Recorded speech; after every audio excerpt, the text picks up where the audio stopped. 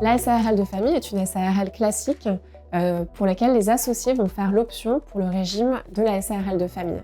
Il va falloir que les associés soient tous de la même famille et que la société exerce une activité commerciale, industrielle ou agricole. Elle se distingue d'une SARL classique parce qu'elle va ne pas être soumise à l'impôt sur les sociétés. L'option pour le régime SARL de famille va la faire opter pour la transparence fiscale.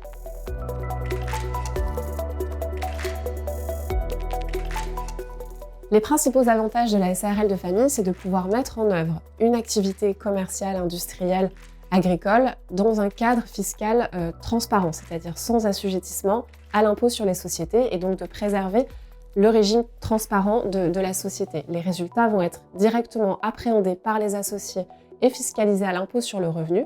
Et également, les plus-values de cession, quand on est dans une activité immobilière, vont être directement assujetties au régime des plus-values des particuliers.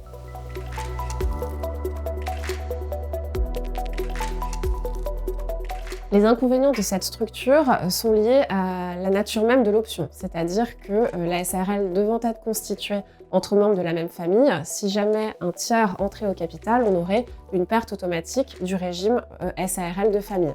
De même, si la société n'exerçait plus d'activité commerciale, industrielle ou agricole, mais exerçait une activité civile, par exemple en faisant de la location nue, elle perdrait automatiquement le régime SARL de famille. Un autre inconvénient, ou peut-être plutôt un point d'attention, c'est le régime social du gérant qui ne doit pas être négligé puisque le gérant majoritaire va être automatiquement assujetti au régime TNS.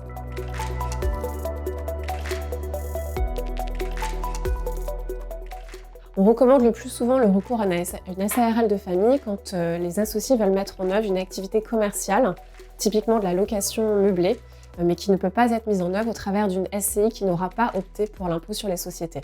La SARL de famille permet justement d'exercer cette activité de location meublée qui est commerciale au travers d'une structure qui fiscalement va être transparente.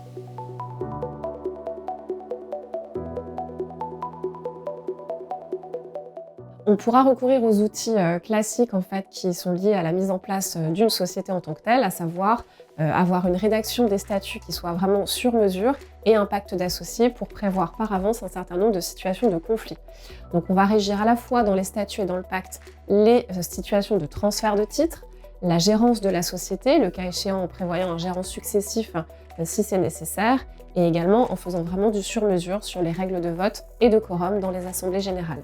On peut également prévoir à côté un mandat de protection future ou un mandat à effet posthume pour anticiper les situations d'incapacité ou de décès d'un associé ou d'un gérant.